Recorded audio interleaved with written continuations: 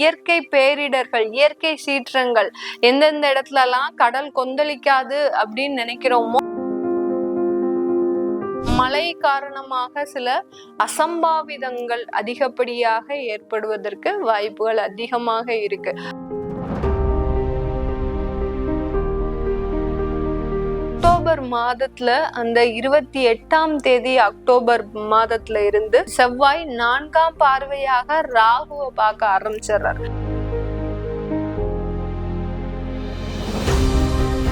2025 தொடக்கத்துல இருந்தே நிறைய ஒரு அசம்பாவிதமான ஒரு சம்பவங்கள் நடந்துட்டு இருக்குது. எல்லா இடத்துலயுமே பாத்தீங்கன்னா கூட்டு மரணம் அப்படின்றது,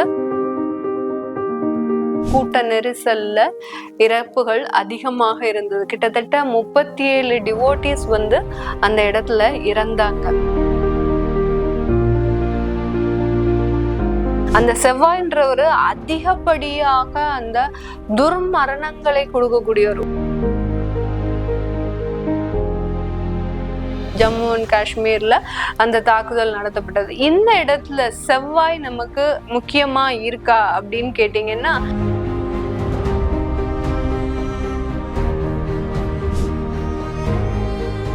அப்புறம் இன்னொரு பெரிய ஒரு விஷயம் என்ன அப்படின்னா, ஒரு செலிப்ரேஷன், ஐபிஎல் செலிப்ரேஷன், ஒரு நல்ல ஒரு வெற்றி செய்தியை கொண்டாடிய நம்ம மக்கள் பாத்தீங்கன்னா அந்த இடத்துல ஒரு துர்மரணத்திற்கு ஆளானாங்க. இதெல்லாம் நம்ம நினைச்சு பார்த்திருப்போமா சொல்லுங்க? எந்த காலகட்டமுமே நம்ம நினைச்சு பார்த்திருக்க மாட்டோம். அந்த அளவுக்கு அந்த துர்மரணங்கள் மிக பெரிய அளவுக்கு இந்த செவ்வாய் ஆகப்பட்டது அந்த மிக பெரிய அளவுக்கு ஒரு மரண கொடூரத்தை கொடுக்கக்கூடிய ஒரு கிரகமாக தான் செயல்படுது. இப்போ நமக்கு இந்த 6 மாசத்துல இந்த மாதிரியான சில சம்பவங்கள்லாம் நம்ம பார்த்தோம். அப்போ இந்த ஜூலைக்கு அப்புறம் இன்னும் ஒரு 6 மாத காலம் இருக்கு. அப்போ அதனுடைய செவ்வாயினுடைய ஒரு மாற்றங்கள் எப்படி இருக்கும், நமக்கு ஏதாவது ஒரு கேர்ஃபுல்லா இருக்கணுமா அப்படின்றத நம்ம பார்க்கணும் இல்லையா? இந்த காலகட்டம் வருகின்ற ஒரு 6 மாத காலகட்டத்துல பாத்தீங்கன்னா உங்களுக்கு செவ்வாய் கன்னி ராசியில, அதாவது கன்னி ராசியில இருந்து சனியை பார்க்க போறார். சனியை எப்போ பார்க்க போறார் அப்படின்னு பார்க்கும்போது பாத்தீங்கன்னா 28ஆம் தேதி ஜூலை மாதத்துல இருந்து இந்த செவ்வாயாகப்பட்டவர் உங்களுக்கு 14ஆம் தேதி 9ஆம் மாதம் வரைக்கும், அதாவது செப்டம்பர் வரைக்கும், கிட்டத்தட்ட 45 நாட்களுக்கு இந்த காலகட்டம் திடீர் இயற்கை சீற்றங்கள் இதெல்லாம் பாத்தீங்கன்னா உங்களுக்கு துர்மரணங்கள். இந்த செவ்வாயாகப்பட்டவர் இதுவரைக்கும் கொடுத்தது பாத்தீங்கன்னா உங்களுக்கு அந்த ஒரு போராட்டத்தை கொடுத்தார். ஒரு போர் மாதிரியான ஒரு சம்பவங்கள், தேவையில்லாத ஒரு பதட்டத்தை கொடுத்துட்டே இருந்தார். இன்னே வரக்கூடிய காலகட்டங்கள் அவர் செவ்வாயாகப்பட்டவர் சனியோட சேர்ந்து பார்க்கும்போது, செவ்வாய் சூடான கிரகம், சனி ரொம்ப குளிர்ந்த கிரகம். அந்த இடத்துல சனி வேற வக்ரம் ஆகிறார். அந்த வக்ர நிலையில எப்போ வக்ரம் ஆகுறாரு அப்படின்னு பார்க்கும்போது 13ஆம் தேதி ஜூலையிலேயே அந்த சனி வக்ரம் அடைஞ்சிடுறாரு. சனி வக்ரம் அடைஞ்சிட்டாரு அப்படின்னாலே ராகுவோட சேர்ந்துருவார்.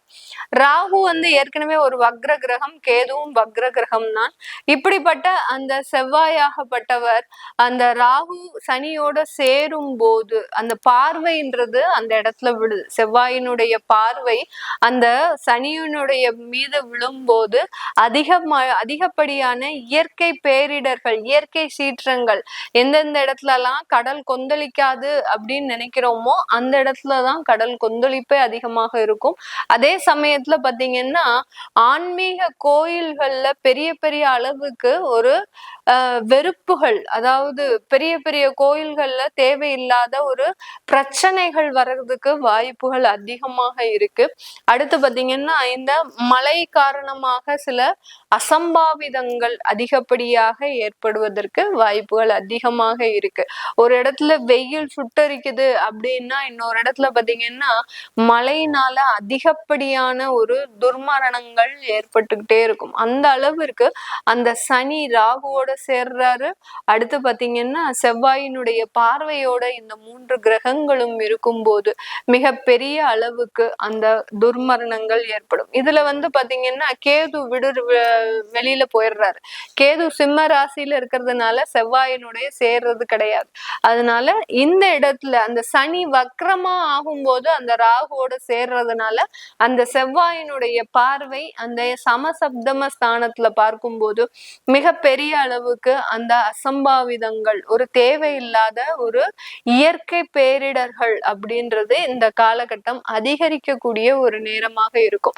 ஒவ்வொரு இடத்துலயும் அதிகப்படியாக தாக்கும். ஒரு நாள் இந்த இடத்துல இருக்கு, ஒரு 20 நாளுக்கு ஒரு இடத்துல மழை அதிகமா பெய்யுது அப்படின்னா இன்னொரு இடத்துல 20 நாட்களுக்கு அதிகமாக மழை பொழியக்கூடிய ஒரு நேரமாக இருக்கும். அந்த செவ்வாய் சனி மழையினுடைய அளவை அதிகரிக்கும். அதே சமயத்துல அந்த இயற்கை துர்மரணங்களையும் அதிகரிக்கக்கூடிய ஒரு நேரமாக இருக்கும்.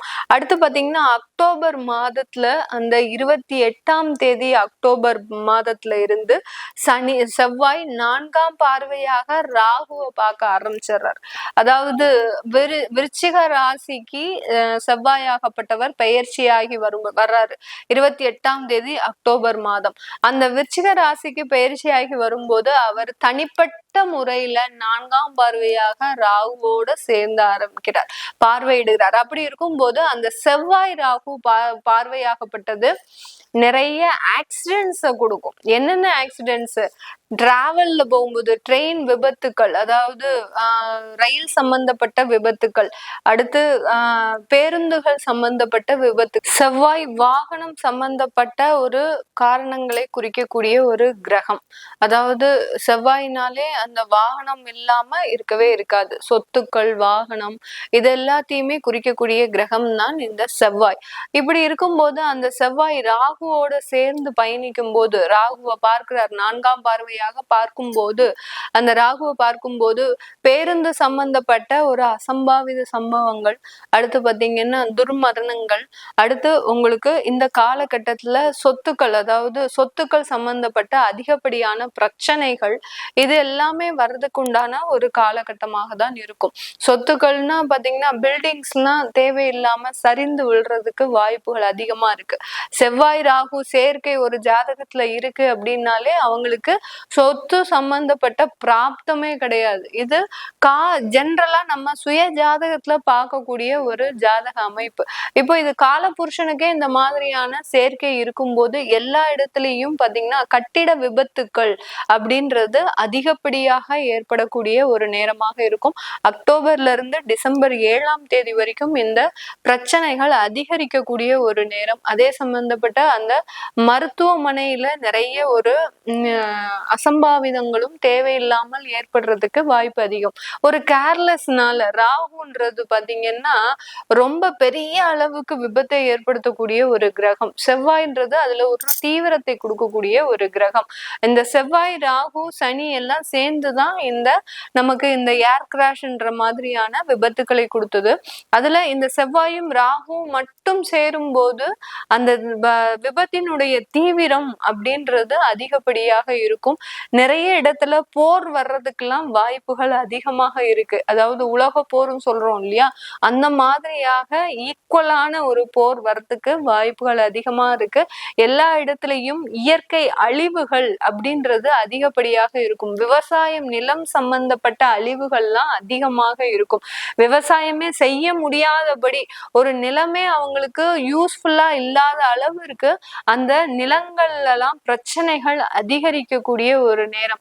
எப்படி ஒரு விவசாயி தன்னுடைய விவசாயம் இல்லாமல் அழிகிறாரோ, அதே மாதிரி இந்த பிரபஞ்சமாகப்பட்டது அந்த இயற்கைகளை இழந்து அழியக்கூடிய ஒரு நேரமாக தான் இந்த 2025 7ஆம் தேதி டிசம்பர் மாதம் வரைக்கும் இருக்கு. அந்த அக்டோபர்ல இருந்து அந்த டிசம்பர் வரைக்கும் பாத்தீங்கன்னா ரொம்ப கிரிட்டிக்கலான டைம். ரொம்ப இயற்கை சீற்றங்கள், ஒன்னா மழை பெஞ்சா ரொம்ப அதிகப்படியான ஒரு மழை பொழிவு இருக்கும். அளவுக்கு அதிகமான மழைப்பொழிவு, அடுத்து பாத்தீங்கன்னா நிலங்கள் சேதமடைவது, விவசாயம் முற்றிலுமாக அங்க பாதிக்கப்படுவது, விவசாயமே செய்ய முடியாத அளவுக்கு அந்த நிலங்கள் பாதிக்கப்படுவது, இந்த மாதிரி எல்லாம் தேவையில்லாத அசம்பாவிதங்கள் ஏற்படும். இதுல கூட்டு மரணம் வாய்ப்புகள் இருக்கா அப்படின்னு கேட்டீங்கன்னா கண்டிப்பாக இருக்கு. கூட்டு மரணங்கள் அப்படின்றது செவ்வாய் முக்கியமா ஒரு காரண கிரகமாக இருக்கிறார். அதனால எல்லாருமே வாகனம் சம்பந்தப்பட்ட ஆக்சிடென்ட்ஸ் எல்லாம் அதிகப்படியாக இருக்கிறதுக்கு இருக்கு. அதாவது ரொம்ப கொத்து கொத்தாக இழப்புகள் அதிகமா இருக்கும்.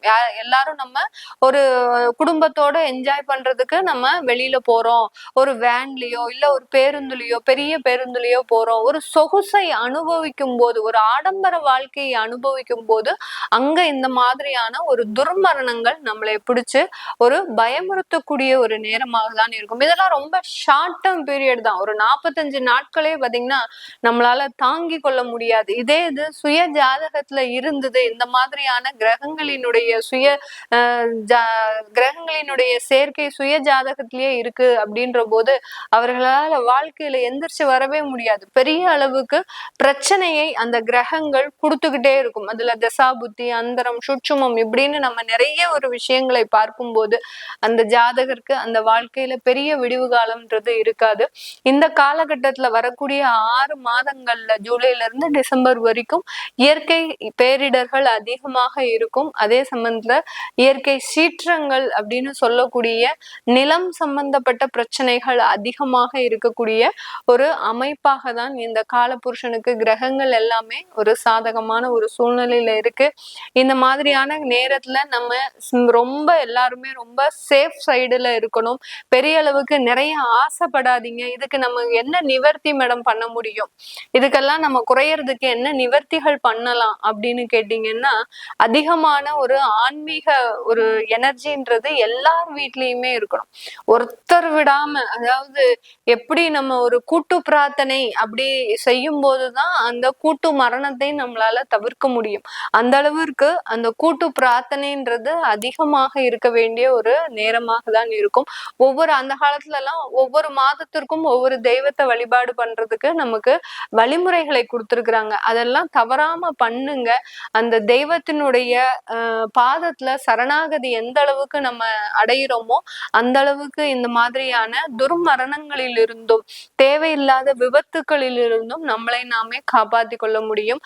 அதே சமயத்துல கலியுக தெய்வமாகிய அந்த முருகன் வழிபாடு, வாராகி வழிபாடு, காலபைரவர் வழிபாடு, காளி, இந்த 4 தெய்வங்களையுமே நீங்க இடைவிடாமல் பிரார்த்தனை பண்ணணும். ஒவ்வொரு வீட்லயும் ஒவ்வொரு மனிதர்களும் நீங்க எங்கெங்கெல்லாம் வெளியில போறீங்களோ உங்களுக்கு பிடித்தமான இந்த 4 தெய்வத்துல ஏதாவது ஒரு தெய்வத்தினுடைய போட்டோவோ இல்ல ஏதோ ஒரு பொருள், குங்குமமோ மஞ்சளோ விபூதியோ ஏதோ ஒண்ணு நீங்க அதை ஒரு பர்ஸ்ல வச்சுக்கோங்க. வச்சுட்டு இப்போ வெளியில போனீங்கன்னா நம்மளும் பெரிய அளவுக்கு பாதிக்கப்படாம ஒரு சேஃப் சைடு இருக்கிறதுக்கு வாய்ப்புகள் இருக்கு. இந்த மாதிரியான ஆன்மீக ஒரு எனர்ஜிஸை எடுக்கும் போது ஆட்டோமேட்டிக்காக இந்த மாதிரியான துர்மரணங்களிலிருந்து நம்ம தப்பிக்கிறதுக்கு வாய்ப்பு இருக்கு. தலைக்கு வந்தது தலைப்பாகையோட போகும் அப்படின்ற ஒரு பழமொழிக்கு ஈக்குவலா நம்ம சில விதமான ஒரு செயல்களை, ஆன்மீக செயல்களை செய்து நம்ம இதுல இருந்து காப்பாற்றிக்கிறதுக்கு என்னென்ன வழிமுறைகள் இருக்கோ அதை நம்ம தெரிஞ்சுக்கணும். உங்களிடமிருந்து விடைபெறுவது உங்கள் ஆஸ்ட்ரோ பூர்ணா. நன்றி, வணக்கம்.